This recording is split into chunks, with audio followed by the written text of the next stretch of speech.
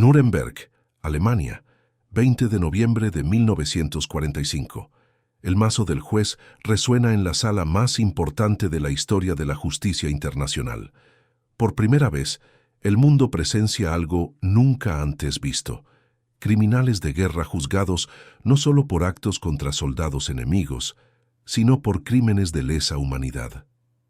Entre los acusados, una figura que conmocionaría a la opinión pública mundial.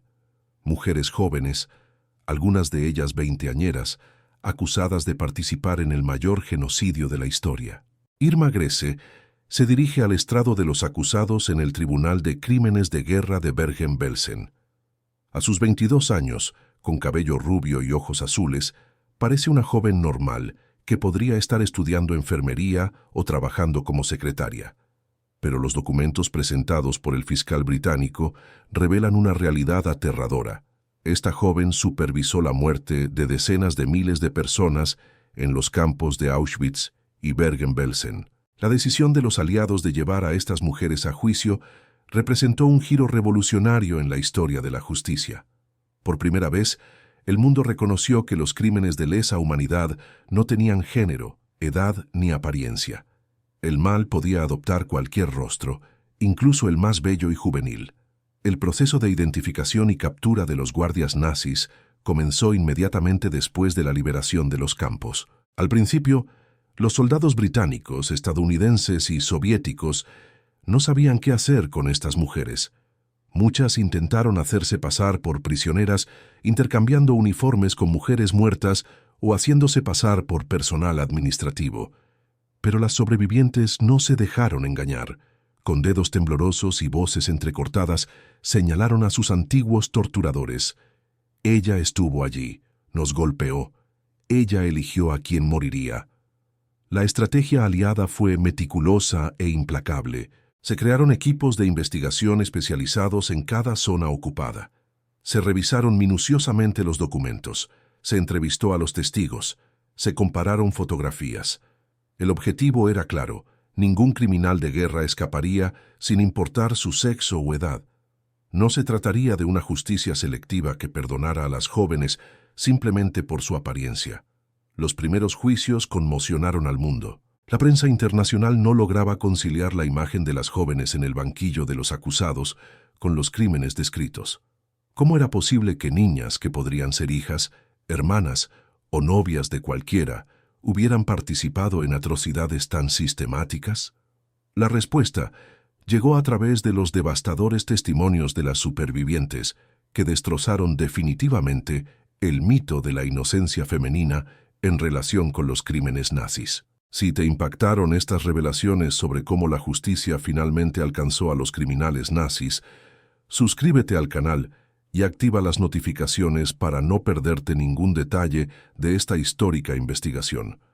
Frankfurt, Alemania, marzo de 1946. El coronel estadounidense Barton Andrews observa a decenas de investigadores trabajando en una sala llena de archivos. Mapas de Europa cubren las paredes, marcados con puntos rojos que indican la ubicación de antiguos guardias nazis que aún están en libertad. Este es el Centro de Crímenes de Guerra Aliados, el corazón de una operación que moviliza a miles de personas en una cacería humana sin precedentes en la historia. La tarea fue monumental. Se estima que entre 3.500 y 5.000 mujeres sirvieron como guardias en los campos de concentración nazis.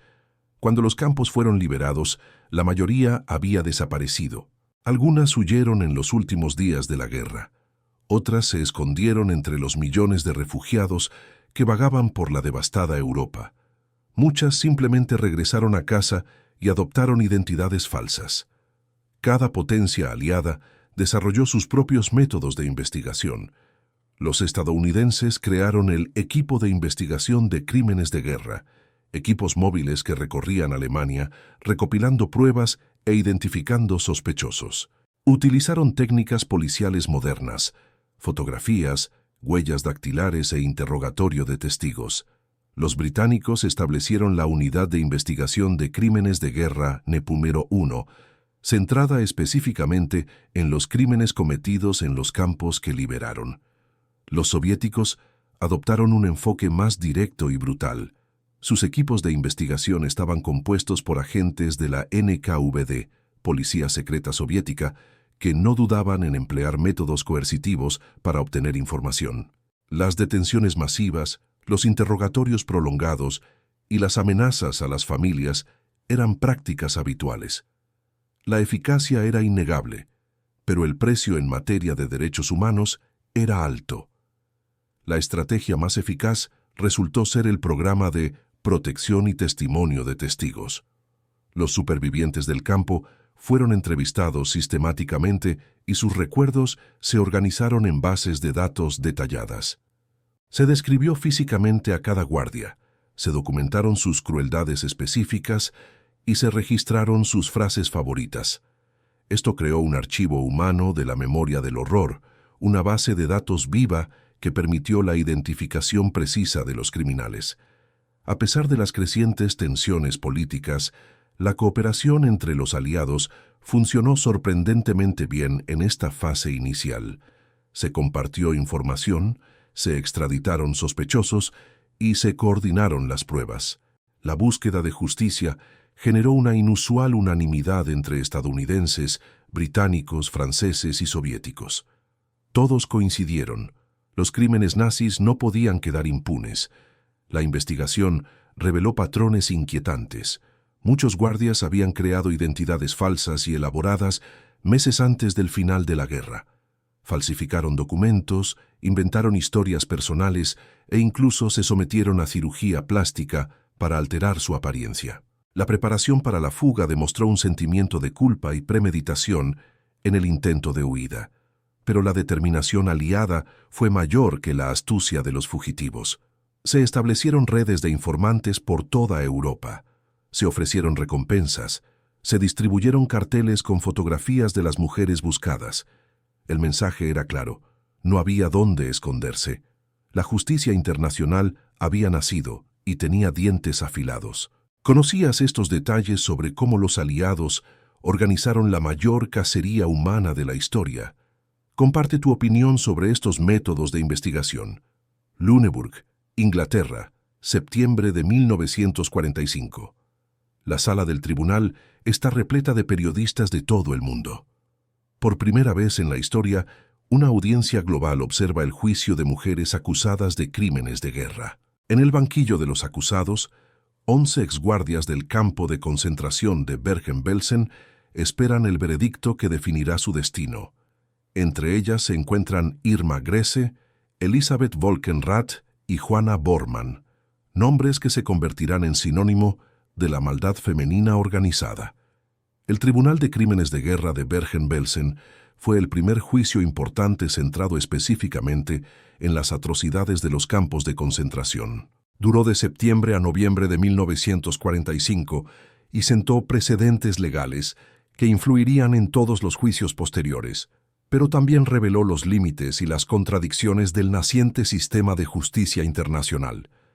El principal desafío jurídico no tenía precedentes. ¿Cómo enjuiciar crímenes que no existían en el derecho internacional antes de la guerra? El concepto de crímenes de lesa humanidad se creó específicamente para estos juicios. Hasta 1945, el derecho internacional se ocupaba únicamente de los crímenes de guerra tradicionales, la violencia contra soldados o civiles enemigos durante el combate. El exterminio sistemático de poblaciones enteras era algo nuevo, que requería una nueva jurisprudencia. Los jueces británicos se enfrentaron a complejos dilemas morales y legales. ¿Cómo condenar a las jóvenes que afirmaban simplemente cumplir órdenes? ¿Cómo distinguir entre los diferentes niveles de culpabilidad? ¿Debería un guardia que mató por sadismo personal recibir la misma condena que uno que mató por miedo a desobedecer a sus superiores? Las pruebas presentadas fueron devastadoras.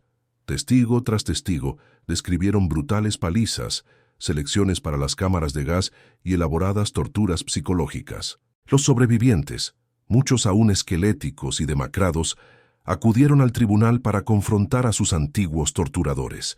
El impacto emocional fue inmenso, pero los jueces debían mantener la objetividad legal.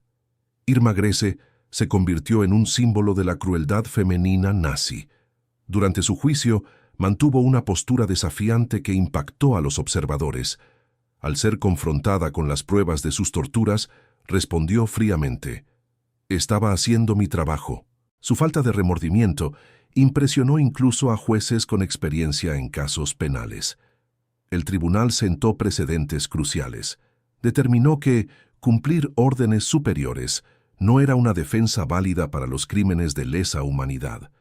Reconoció que las mujeres podían ser consideradas criminales de guerra con la misma severidad que los hombres, y lo más importante, estableció que algunos crímenes eran tan atroces que merecían la pena máxima, independientemente de la edad o el género del autor. Las sentencias variaron drásticamente. Irma Grese, Elisabeth Volkenrath y Juana Bormann fueron condenadas a muerte.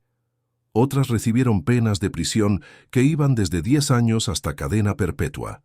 Las ejecuciones, llevadas a cabo en diciembre de 1945, enviaron un mensaje claro al mundo. La justicia internacional no hacía distinción de género, pero el juicio también reveló limitaciones inquietantes. Gran parte de las pruebas dependían de los recuerdos traumatizados de los supervivientes. Se habían destruido sistemáticamente documentos nazis. La defensa aprovechó estas lagunas, cuestionando la fiabilidad de los recuerdos de personas que habían sufrido traumas extremos. ¿Cómo evaluarías el equilibrio entre justicia y venganza en estos tribunales históricos? Comparte tu opinión en los comentarios. Viena, Austria, enero de 1947. La agente estadounidense Patricia Collins examina fotografías antiguas sobre una mesa iluminada por una sola lámpara. Son retratos de guardias nazis tomados durante la guerra. Algunos con uniformes impecables, otros en momentos de descanso entre turnos en los campos de exterminio.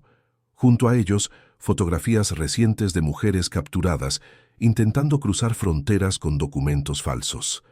El trabajo de Collins consiste en encontrar coincidencias, identificar a los fugitivos a través de detalles que ellos mismos han olvidado que poseían. La búsqueda de antiguos guardias nazis requirió el desarrollo de técnicas de investigación revolucionarias para la época. A diferencia de los comandantes varones, que solían llevar registros burocráticos de sus actividades, las guardias mujeres rara vez aparecían en documentos oficiales. Su identificación dependía casi exclusivamente de los recuerdos de los supervivientes y de escasas pruebas fotográficas. Patricia Collins comandó una unidad especial del ejército estadounidense dedicada exclusivamente a la identificación y captura de criminales de guerra. La unidad desarrolló lo que hoy conocemos como las primeras técnicas científicas de identificación criminal aplicadas a crímenes de guerra. Utilizaron análisis fotográfico comparativo, estudios de características físicas distintivas y un sistema primitivo de reconocimiento facial basado en mediciones antropométricas. El mayor desafío fue que muchos guardias habían alterado significativamente su apariencia. Se tiñeron el pelo, cambiaron de peinado, aumentaron o perdieron peso deliberadamente. Algunos llegaron al extremo de someterse a cirugías plásticas menores para alterar rasgos faciales distintivos. La unidad de Collins desarrolló técnicas para identificar características físicas inmutables, la forma de las orejas, la distancia entre los ojos y los patrones de cicatrices. El programa de reubicación de testigos y reconstrucción de la memoria fue otra innovación crucial. Los sobrevivientes fueron trasladados a diferentes países para identificar a los sospechosos. Sin embargo, el proceso fue traumático. Muchos sobrevivientes sufrieron crisis nerviosas al enfrentarse a antiguos torturadores. El programa incluía apoyo psicológico, algo pionero para la época. La cooperación internacional en esta cacería humana en particular fue impresionante. La recién creada Interpol coordinó la información entre países. Las fotografías de los sospechosos circularon entre todas las fuerzas policiales europeas. Se vigilaron las fronteras con listas de nombres falsos conocidos. Incluso países neutrales como Suiza y Suecia cooperaron activamente, temiendo que pudieran albergar a delincuentes sin saberlo. Un descubrimiento clave fue que muchos exguardias mantenían contacto entre sí a través de redes clandestinas. La interceptación de correo reveló códigos simples utilizados para intercambiar información sobre investigaciones en curso. Algunos incluso llegaron a advertir a otros sobre redadas policiales inminentes. La unidad de Collins se infiltró en estas redes, utilizando informantes para rastrear grupos enteros de fugitivos. El caso de Hermine Braunsteiner ilustra la eficacia de estos métodos. Conocida como la yegua, por las botas altas que usaba para pisotear a los prisioneros hasta la muerte, logró escapar a Estados Unidos en 1959 y vivir como una ama de casa ejemplar en Queens, Nueva York. Fue identificada en 1964 a través de una fotografía antigua analizada mediante técnicas de reconocimiento facial desarrolladas por la unidad de Collins. La tecnología de las investigaciones era limitada, pero la determinación era inagotable. Radioaficionados voluntarios ayudaron a rastrear transmisiones sospechosas. Agentes se disfrazaron de refugiados para infiltrarse en comunidades alemanas en el extranjero. Incluso exprisioneros se ofrecieron como agentes encubiertos, arriesgando sus vidas para capturar a antiguos torturadores. ¿Te sorprenden estas técnicas pioneras de investigación criminal? Comenta qué método consideras más eficaz para encontrar a delincuentes fugitivos.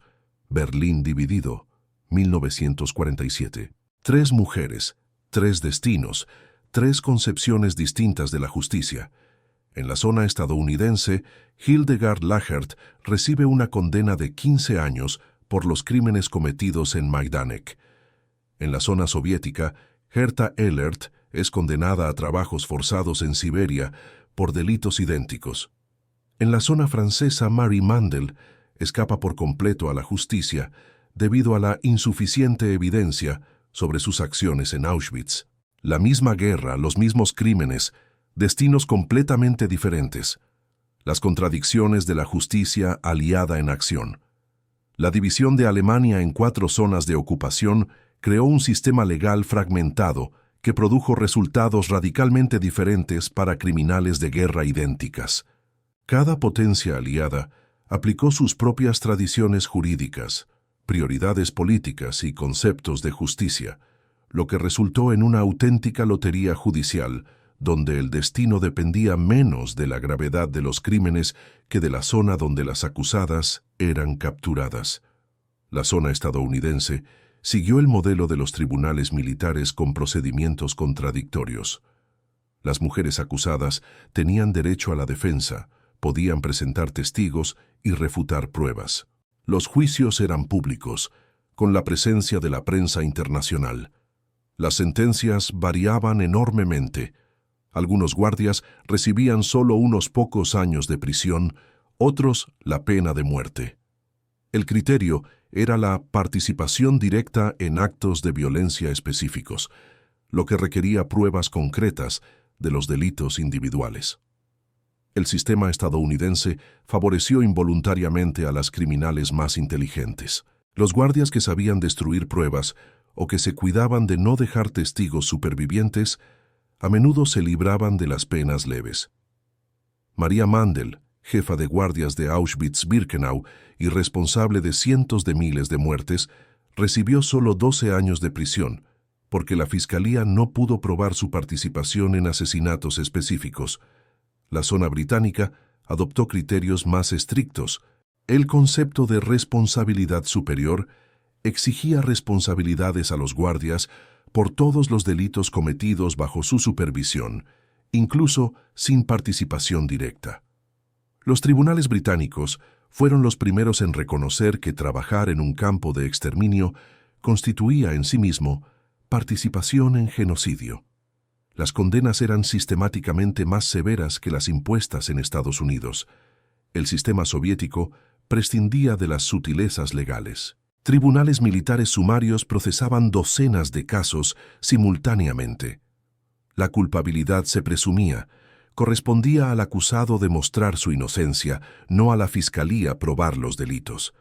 Las sentencias estándar eran cadena perpetua o 25 años de trabajos forzados en Siberia.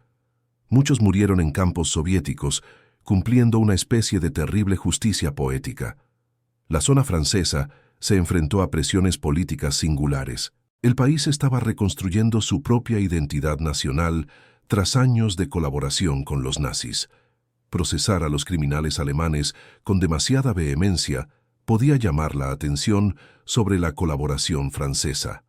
Como resultado, muchos juicios franceses fueron deliberadamente indulgentes o simplemente desestimados por falta de interés nacional. Estas diferencias crearon situaciones absurdas. Algunos exguardias lograron huir de una zona a otra buscando un trato judicial más favorable. Otros fueron extraditados varias veces entre diferentes autoridades. Algunos cumplieron doble condena, por los mismos delitos, cuando diferentes poderes reclamaron jurisdicción. El caso de Irma Grese ejemplifica estas contradicciones. Juzgada por los británicos en Lüneburg, fue rápidamente condenada a muerte y ejecutada. Pero su colega Herta Bote, culpable de delitos similares, fue juzgada por el mismo tribunal y recibió solo 10 años, de los cuales cumplió solo 6.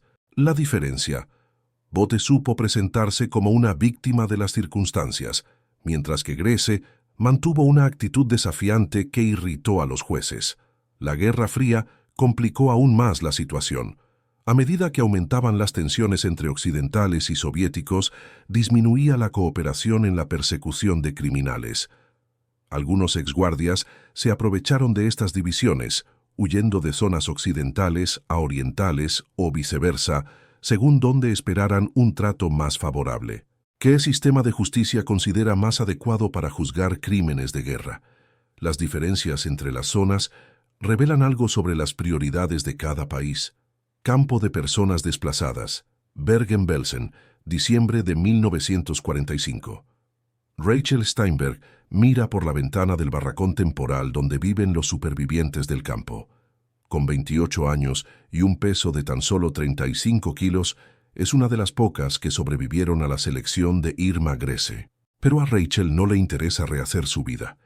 Quiere encontrar a los guardias que escaparon. En sus manos, una lista manuscrita con 47 nombres. Su misión: asegurar que ningún exguardia muera en libertad. La participación de los supervivientes en la búsqueda de antiguos guardias nazis fue un fenómeno único en la historia de la justicia. Por primera vez, las víctimas del genocidio se organizaron sistemáticamente para perseguir a sus torturadores. No se trataba solo de testificar ante el tribunal, sino de convertirse en agentes activos de la justicia, transformando el trauma en determinación y el dolor en propósito. Rachel representa a miles de sobrevivientes que dedicaron el resto de sus vidas a la búsqueda. En campos de refugiados repartidos por toda Europa, se formaron grupos informales de cazadores de recuerdos. Compartieron información, compararon recuerdos y elaboraron perfiles detallados de sus antiguos torturadores. Cada cicatriz tenía una historia, cada pesadilla un nombre. El grupo más organizado fue el Comité Central de Judíos Liberados, liderado por David Ben-Gurión, futuro primer ministro de Israel. Crearon un departamento específico llamado Sección de Documentación Criminal, que funcionaba como una fuerza policial informal. Sus agentes se infiltraban en las comunidades alemanas, investigaban identidades sospechosas, reunían pruebas y las entregaban a las autoridades aliadas. Pero algunos sobrevivientes fueron más allá de cooperar con la justicia oficial. Grupos clandestinos como Nakam, venganza en hebreo, planearon y ejecutaron asesinatos de exguardias que habían escapado a la justicia. Sus acciones fueron meticulosamente planificadas. Estudiaban las rutinas de sus objetivos durante semanas, esperaban el momento perfecto y ejecutaban con precisión quirúrgica. El caso de Hermine Braunsteiner ilustra el funcionamiento de esta red. En 1971, sobrevivientes de Majdanek que vivían en Estados Unidos la reconocieron en una fotografía de un periódico local. Participaba en un evento benéfico en Queens, identificada como una ama de casa ejemplar. Los sobrevivientes contactaron de inmediato a Simon Wiesenthal, el famoso cazador de nazis, quien inició una investigación que resultó en la extradición de Braunsteiner a Alemania. La colaboración entre sobrevivientes trascendió las fronteras nacionales. Una red informal conectaba a comunidades judías en docenas de países. La información circulaba por carta, luego por teléfono y luego por fax. Se compartían fotografías sospechosas, se comparaban historias y se seguían pistas con incansable determinación. Era una red humana impulsada por la sed de justicia. Las supervivientes fueron especialmente eficaces en la búsqueda de los antiguos guardias. Comprendían mejor cómo pensaban sus torturadores, dónde podrían esconderse y qué identidades adoptarían. Sara Nomberg-Psitik, superviviente de Auschwitz, desarrolló un método de rastreo basado en patrones psicológicos. Cómo reaccionaban ciertos tipos de guardias al estrés de la posguerra, qué profesiones elegirían y qué regiones considerarían seguras. La motivación iba más allá de la venganza personal. Muchos sobrevivientes habían perdido a familias enteras, cónyuges, hijos, padres, hermanos. Su búsqueda de justicia representaba una forma de honrar a los muertos, de garantizar que sus asesinos no vivieran en paz mientras sus víctimas yacían en tumbas sin nombre. El impacto psicológico de esta cacería en los propios sobrevivientes fue complejo. Algunos encontraron sanación en el activismo. La búsqueda de justicia dio sentido al sufrimiento pasado. Otros se deterioraron mentalmente, consumidos por la obsesión de encontrar torturadores. Las tasas de suicidio entre los cazadores eran alarmantemente altas. ¿Te imaginas qué motivó a estos supervivientes a dedicar su vida a la caza? ¿Qué harías tú en su lugar? Aden Conrad, Alemania Occidental, 1955. El canciller Konrad Adenauer firma discretamente un decreto que cambiará el destino de cientos de criminales de guerra que aún se encuentran en prisión. La ley de amnistía general reducirá drásticamente las condenas de los prisioneros nazis, incluyendo a los exguardias de campos de concentración. La justificación oficial es la reconciliación nacional y la reconstrucción democrática. La realidad es más cínica. La Guerra Fría convirtió a Alemania Occidental en un aliado estratégico, y los aliados útiles no pueden cargar con el peso de un pasado criminal. La transformación de Alemania Occidental, de nación derrotada a socio estratégico contra el comunismo, marcó el fin de la era de los juicios rigurosos a los criminales nazis. Entre 1950 y 1960, la búsqueda de justicia fue gradualmente reemplazada por consideraciones políticas pragmáticas que priorizaron la estabilidad geopolítica sobre la responsabilidad histórica. El caso de Herta Bote ilustra a la perfección este cambio. Condenada a 10 años de prisión en 1945 por los crímenes de Bergen-Belsen y Ravensbrück, fue liberada en 1951 por buena conducta, tras cumplir solo el 60% de su condena. Regresó a la sociedad alemana como una ciudadana común, encontró trabajo como empleada doméstica y posteriormente se casó. A todos los efectos, su participación en el Holocausto había sido indultada oficialmente. La presión para seguir adelante provino de múltiples fuentes. Los líderes alemanes argumentaron que los juicios en curso obstaculizaban la reconstrucción democrática del país. Los aliados occidentales temían que insistir en la rendición de cuentas histórica fortalecería el comunismo entre los alemanes resentidos. La población alemana, en su mayoría, prefirió olvidar antes que usar el silencio como manto protector. El sistema judicial alemán fue purgado sistemáticamente de elementos que pudieran continuar persiguiendo a criminales nazis. Jueces, fiscales e investigadores que demostraron un celo excesivo en la persecución de exguardias fueron trasladados discretamente o jubilados prematuramente. Por el contrario, los profesionales que demostraron comprensión de las circunstancias de la guerra recibieron ascensos y puestos de influencia. Las iglesias católica y protestante alemanas desempeñaron un papel crucial en esta transición.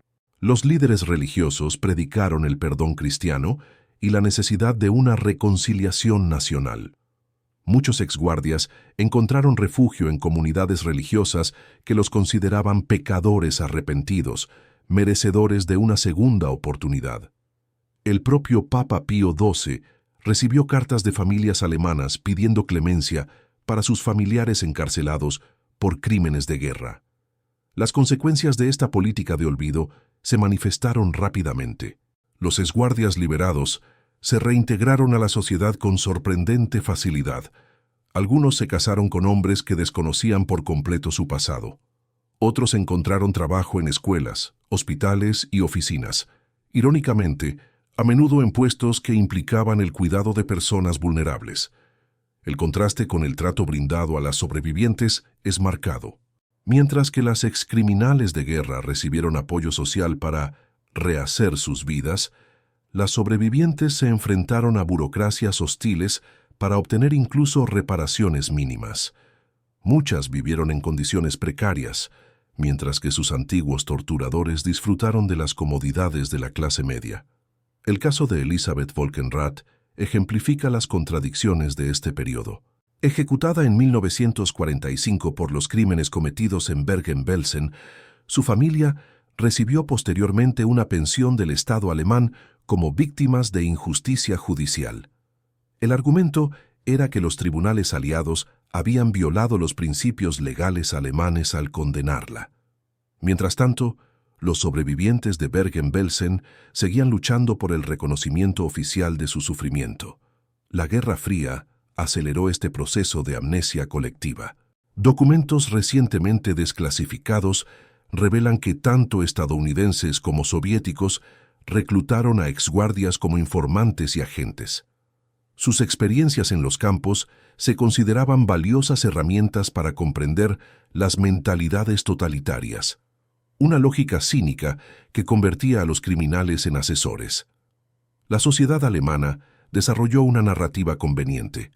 Los crímenes nazis habían sido cometidos por una pequeña élite de fanáticos, no por ciudadanos comunes. Las exguardias encajaban perfectamente en esta narrativa como jóvenes ingenuas manipuladas por los verdaderos culpables. Era más cómodo creer que las chicas de 18 años carecían de la capacidad moral para elegir entre el bien y el mal. ¿Cómo evalúa esta decisión política de priorizar la reconciliación sobre la justicia? ¿Cree que el olvido puede realmente traer una paz duradera? Frankfurt, Alemania, 1963. A sus 68 años, Hermine Ryan se dirige lentamente al estrado de la acusada. Durante 15 años, fue una respetable ama de casa en Queens, Nueva York. Sus vecinos estadounidenses la conocían como una inmigrante alemana trabajadora que preparaba los mejores strudels del barrio. Lo que no sabían es que Hermine Ryan era en realidad Hermine Braunsteiner, una exguardia de la prisión de Majdanek conocida como La Yegua, por pisotear a los presos hasta la muerte con sus botas altas. El despertar de la conciencia alemana sobre su pasado nazi en la década de 1960 marcó una segunda ola de juicios que sorprendió al mundo. Tras casi 2 décadas de amnesia colectiva, una nueva generación de alemanes comenzó a plantearse preguntas incómodas sobre la verdadera actividad de sus padres entre 1933 y 1945, y las respuestas que encontraron los impactaron. El catalizador fue el juicio de Adolf Eichmann en Jerusalén en 1961. Transmitido en directo a todo el mundo, expuso detalles del Holocausto que muchos alemanes afirmaban desconocer. Se volvió imposible mantener la ficción de la ignorancia colectiva cuando uno de los principales artífices del genocidio explicó metódicamente, ante las cámaras, cómo se había organizado el exterminio. Fritz Bauer, fiscal de Frankfurt y superviviente judío que huyó de la Alemania nazi, decidió que era hora de que la justicia alemana asumiera la responsabilidad de los crímenes cometidos en nombre del pueblo alemán. En 1963, inició el primer juicio importante contra criminales nazis en suelo alemán, el juicio de Frankfurt contra 22 miembros del personal de Auschwitz. La elección de Auschwitz no fue casual. Era el símbolo supremo del horror nazi. Si la sociedad alemana podía afrontar la verdad sobre Auschwitz, podía afrontar cualquier cosa, pero Bauer se enfrentó a una resistencia masiva. La mayoría de los alemanes quería seguir adelante. Los políticos argumentaban que reabrir las heridas del pasado perjudicaría la reconstrucción democrática del país. Peor aún, muchos de los jueces, fiscales y policías que debían dirigir las investigaciones eran ex-nazis. ¿Cómo se podían investigar crímenes cuando los propios investigadores tenían las manos manchadas de sangre?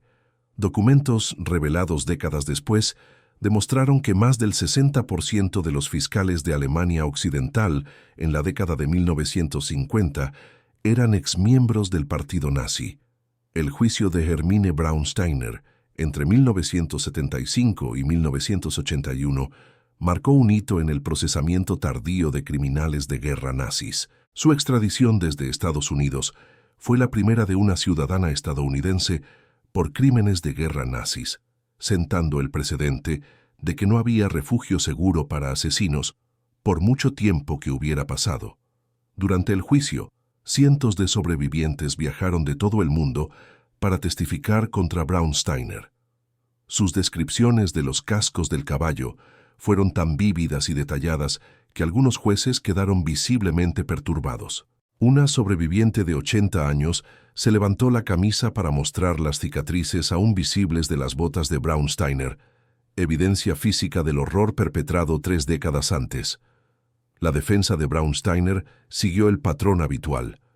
Alegó que solo era una joven que cumplía órdenes, que no tenía otra opción, que todos hacían lo mismo. Pero los tiempos habían cambiado. El tribunal rechazó categóricamente la defensa de cumplir órdenes y estableció una nueva doctrina. La participación consciente en el sistema de exterminio constituía un crimen de lesa humanidad, independientemente de si se recibieron o no órdenes. Esta nueva jurisprudencia revolucionó el procesamiento de los criminales nazis. Ya no era necesario probar asesinatos específicos, bastaba con demostrar el trabajo voluntario en los campos de exterminio. Se reabrieron cientos de casos archivados. Los investigadores comenzaron la búsqueda sistemática de antiguos empleados de los campos que aún seguían vivos. El problema es que, para la década de 1970, la mayoría ya tenía más de 60 años. Muchos estaban enfermos o seniles. La celebración de juicios contra nonagenarios en sillas de ruedas generó un intenso debate sobre la utilidad de la justicia tardía, pero los sobrevivientes insistieron, era una cuestión de principios. Los crímenes de lesa humanidad no prescriben. Los juicios tardíos también cumplieron una función educativa. Una nueva generación de alemanes aprendió sobre el Holocausto a través de los procedimientos judiciales. Las escuelas organizaron visitas a los tribunales como parte de la educación en derechos humanos. Por primera vez, los jóvenes alemanes escucharon descripciones detalladas de cómo funcionaban las cámaras de gas, las selecciones y los experimentos médicos. ¿Tiene sentido juzgar a criminales de guerra a los 90 años o es solo teatro judicial? ¿Cuál es su opinión sobre la justicia retardada? Hamburgo, Alemania, 1998. Ingrid Müller encuentra una vieja caja en el ático de la casa de su madre, recientemente fallecida. Dentro, fotografías en blanco y negro de mujeres uniformadas sonriendo a la cámara. En el reverso de una foto, una nota en alemán. Ravensbrück, 1943. Ingrid, de 55 años, una respetada profesora, descubre en ese momento que su querida madre, quien le había enseñado a cocinar y bordar, había sido guardia en un campo de concentración nazi. El descubrimiento tardío de la verdad sobre el pasado de sus familiares es un trauma que afecta a miles de alemanes hasta el día de hoy. Durante décadas, los hijos y nietos de antiguos guardias nazis crecieron escuchando historias inventadas sobre lo que hicieron sus madres y abuelas durante la guerra. Trabajaba en una fábrica, cuidaba a los heridos, era una refugiada en el campo. Mentiras cuidadosamente elaboradas para proteger tanto a los criminales como a sus familias de la insoportable verdad. El impacto psicológico de estos descubrimientos es devastador. Ingrid Müller representa a cientos de personas cuya identidad familiar fue destruida en cuestión de minutos. Toda mi vida se basó en una mentira, declaró años después en una entrevista. La mujer que me enseñó sobre la bondad y la compasión había torturado a niños de mi edad.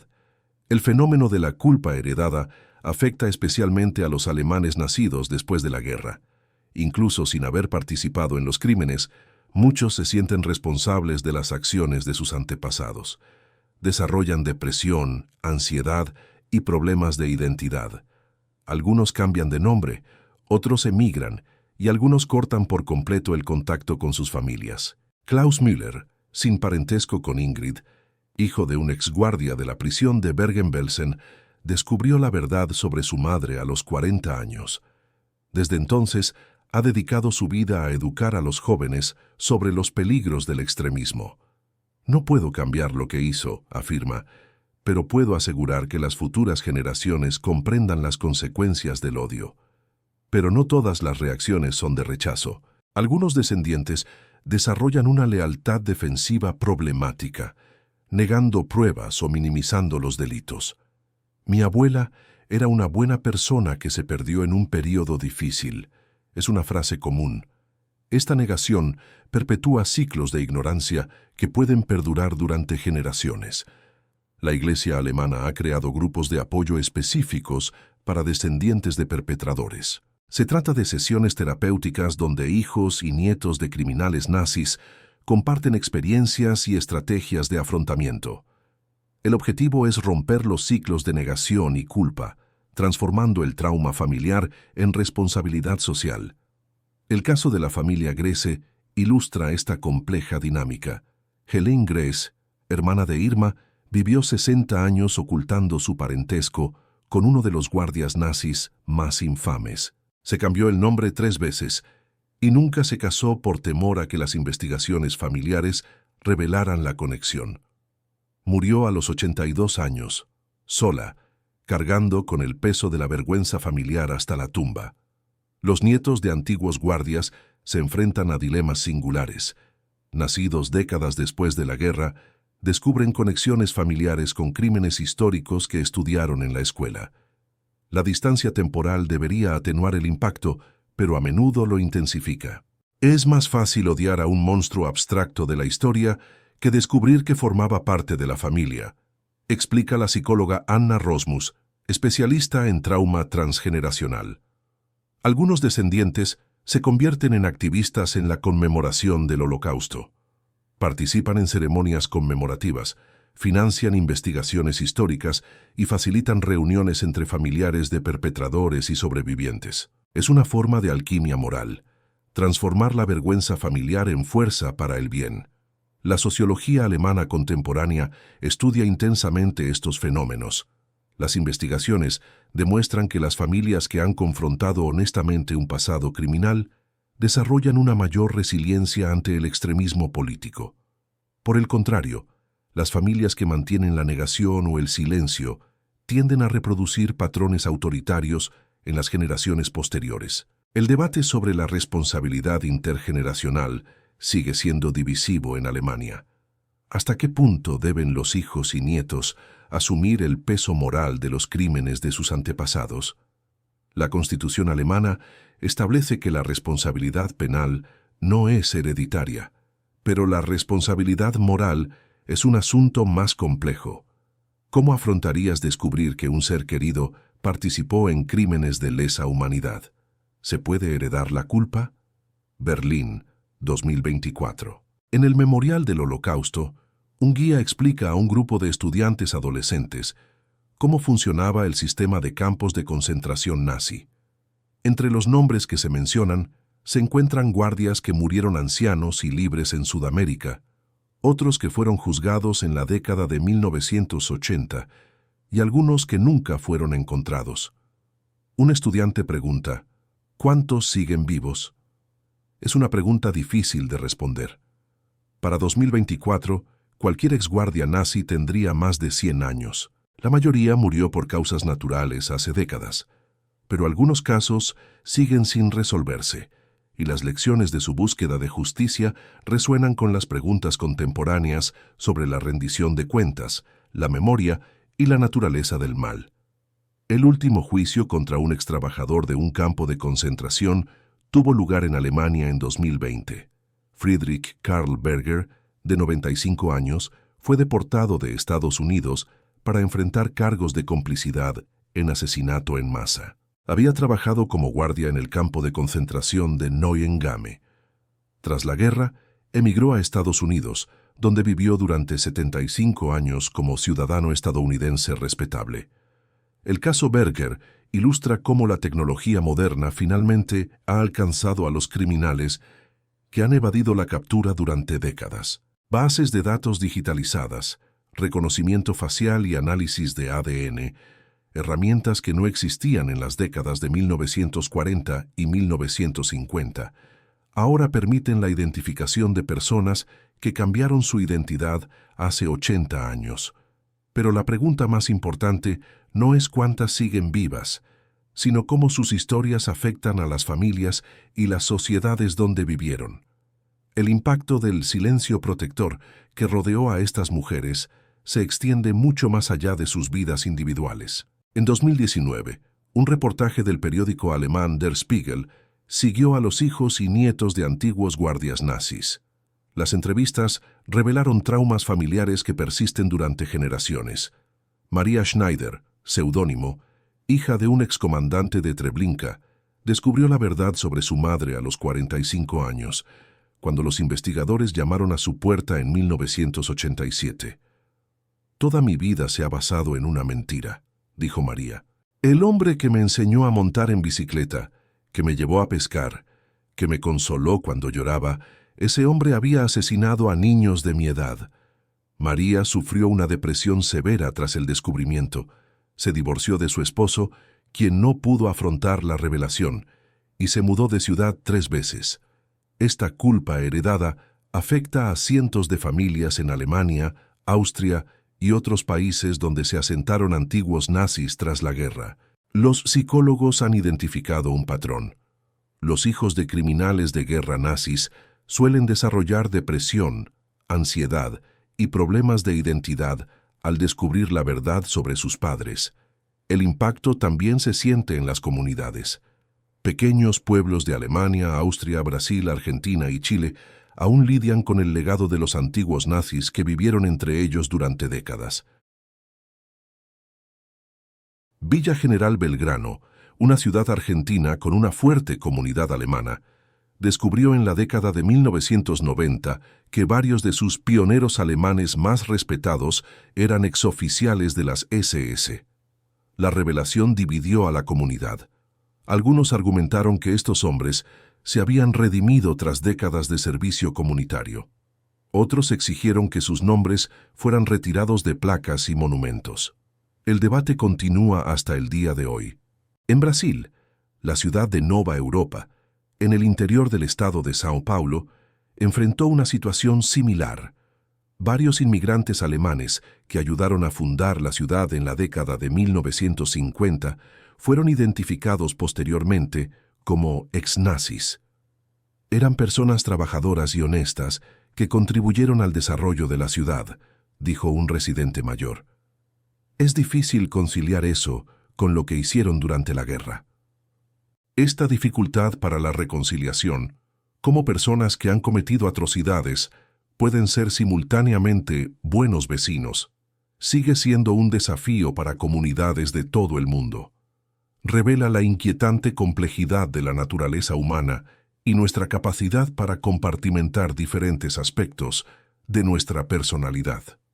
El legado más importante de los juicios contra las criminales nazis no reside en las sentencias específicas, sino en los precedentes legales establecidos. El concepto de crímenes de lesa humanidad, el rechazo a la defensa de obedecer órdenes y el principio de que algunos delitos no prescriben, estos avances legales influyen en los tribunales internacionales hasta la fecha. La búsqueda de exguardias nazis también demostró que la justicia, aunque tardía, es posible cuando hay voluntad política e investigación persistente. Las técnicas desarrolladas para rastrear a criminales de guerra se aplican ahora en la búsqueda de los responsables de genocidios en Ruanda, Bosnia, Myanmar y otros lugares. Pero quizás la lección más crucial sea la importancia de la memoria. La historia de los exguardias nazis que escaparon de la justicia muestra cómo las sociedades que no afrontan sus propios crímenes están condenadas a repetirlos. Olvidar no trae paz, sino repetición. ¿Qué lección de esta búsqueda histórica de justicia considera más relevante para los desafíos actuales? ¿Cómo podemos garantizar que estos crímenes no se repitan? La búsqueda de justicia contra los exguardias nazis reveló lo mejor y lo peor de la naturaleza humana. La incansable determinación de los sobrevivientes por encontrar a sus torturadores, pero también nuestra capacidad para olvidar cuando conviene políticamente. Pero esta no fue la única red de escape nazi. Los propios comandantes de los campos, hombres que planearon y supervisaron el exterminio de millones, también lograron escapar y reconstruir vidas prósperas. En el siguiente video descubrirá cómo los verdaderos artífices del Holocausto se transformaron en respetables empresarios en Sudamérica, protegidos por una red internacional que incluso incluía a líderes religiosos. El juicio de las exguardias de los campos nazis fue solo el comienzo de una búsqueda de justicia mucho más amplia. Mientras el mundo se centraba en responsabilizar a estas mujeres por su participación directa en los horrores del Holocausto, una pregunta aún más compleja seguía sin respuesta. ¿Qué ocurrió con los soldados de las SS, los hombres que operaban las cámaras de gas, comandaban los pelotones de fusilamiento y ejecutaban las órdenes de exterminio masivo? Durante años, hemos centrado nuestra atención en las guardias de los campos de concentración, y con razón. Sus historias han revelado cómo personas aparentemente comunes pueden ser transformadas en instrumentos de crueldad sistemática. Hemos visto cómo Irma Grese, a los 22 años, se convirtió en un símbolo de la participación femenina en el genocidio nazi. Hemos seguido los juicios que sentaron precedentes cruciales sobre la responsabilidad individual por crímenes de lesa humanidad. Hemos descubierto cómo cientos de estas mujeres lograron escapar de la justicia, reconstruyendo vidas normales mientras cargaban con secretos inconfesables. Pero la maquinaria de muerte nazi no operaba solo con guardias.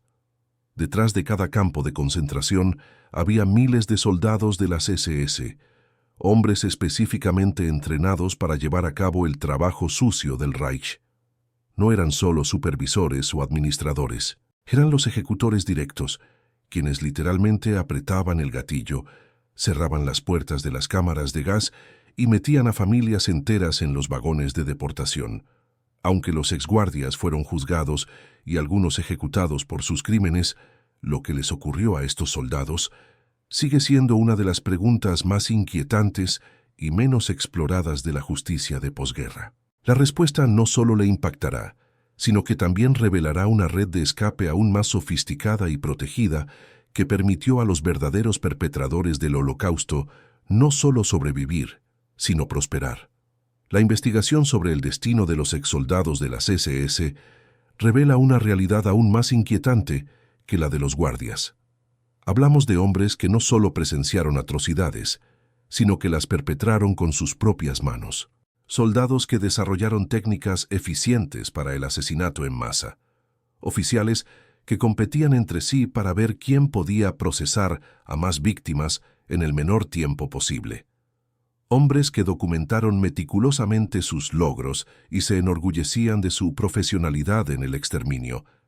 Heinrich Müller, por ejemplo, comandó un Einsatzgruppen, un escuadrón de la muerte móvil, responsable del asesinato de más de 90.000 civiles en la Ucrania ocupada. Entre 1941 y 1943, sus unidades perfeccionaron métodos de ejecución masiva que servirían de modelo a otros comandantes.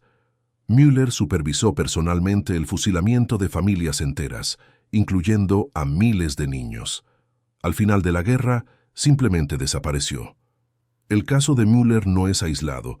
Representa un patrón que se repitió con cientos de otros exsoldados de las SS. Cuando los aliados comenzaron a liberar los campos y a avanzar por territorio alemán, muchos de estos hombres ya contaban con rutas de escape meticulosamente planificadas.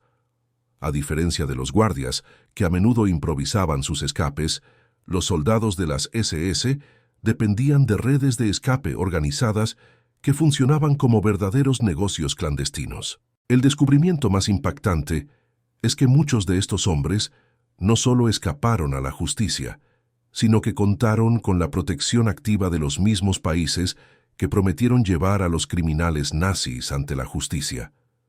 Documentos desclasificados de las últimas décadas revelan que las agencias de inteligencia estadounidenses, británicas e incluso israelíes reclutaron a exsoldados de las SS como agentes e informantes durante la Guerra Fría. Klaus Barbie, conocido como el Carnicero de Lyon, comandó unidades que torturaron y ejecutaron a miles de miembros de la resistencia francesa. Tras la guerra, fue reclutado por el ejército estadounidense para luchar contra los comunistas en la Alemania ocupada. Al terminar su servicio, los propios estadounidenses lo ayudaron a escapar a Bolivia, donde vivió 32 años como un próspero hombre de negocios antes de ser extraditado. La red que protegía a los exsoldados de las SS era mucho más sofisticada que cualquier otra disponible para las guardias femeninas. Incluía documentación falsificada de alta calidad, rutas de escape internacionales, financiación para rehacer vidas e incluso protección diplomática. Organizaciones como Odessa, Organización de los Auxiliadores de las SS, y Die Spin funcionaban como agencias de reubicación especializadas en la desaparición de criminales de guerra. Pero quizás lo más inquietante sea descubrir cuántos de estos hombres no solo sobrevivieron, sino que prosperaron en sus nuevas identidades. Se convirtieron en empresarios respetados, funcionarios públicos influyentes, profesores universitarios e incluso políticos. Sus habilidades organizativas, las mismas que utilizaron para coordinar el genocidio, se aplicaron con éxito a carreras civiles.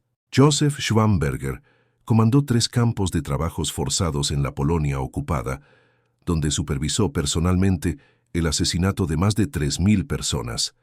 Tras la guerra, huyó a Argentina, donde se convirtió en un próspero ganadero. Durante 40 años fue un pilar de la comunidad alemana en Buenos Aires, conocido por su generosidad y su participación en obras de caridad. Sus vecinos argentinos jamás imaginaron que el bondadoso Don José hubiera ejecutado niños con sus propias manos.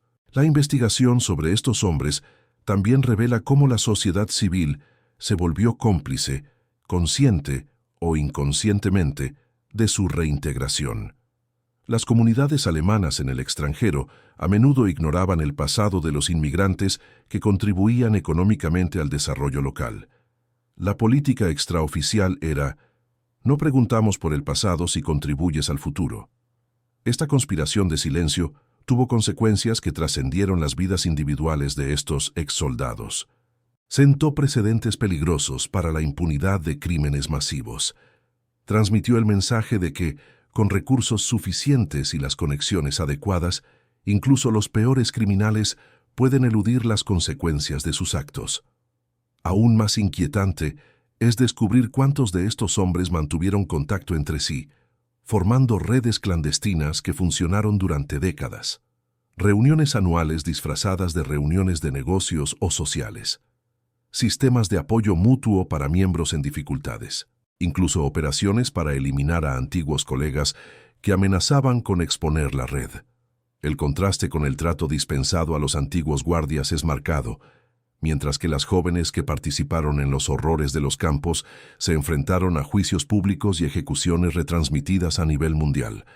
Muchos de los artífices y autores directos del genocidio vivieron décadas de prosperidad y respeto. La diferencia no residía en la gravedad de los crímenes, sino en el valor percibido que estos hombres podían aportar en el contexto de la Guerra Fría. La tardía búsqueda de estos criminales, cuando finalmente comenzó, reveló otro patrón inquietante. Muchos habían muerto ancianos y respetados, rodeados de familias amorosas y comunidades respetadas. Sus lápidas alaban a patriarcas amorosos y ciudadanos ejemplares, sin mencionar el período entre 1933 y 1945. Esta historia no contada de exsoldados de las SS no se limita a la negación de justicia ni a la pérdida de oportunidades. trata sobre cómo nuestra comprensión del mal puede verse peligrosamente limitada cuando nos centramos únicamente en los aspectos más visibles e impactantes de los crímenes. Las guardias del campo se convirtieron en símbolos del horror nazi, porque sus acciones contradecían las expectativas sobre el comportamiento femenino. Pero mientras el mundo se centraba en ellas, las verdaderas artífices de la violencia desaparecieron silenciosamente del panorama. La investigación que está a punto de descubrir no se limita a revelar dónde se escondieron estos hombres ni cómo escaparon. Explora las redes internacionales que los protegieron, las instituciones que los cobijaron y las consecuencias duraderas de su impunidad.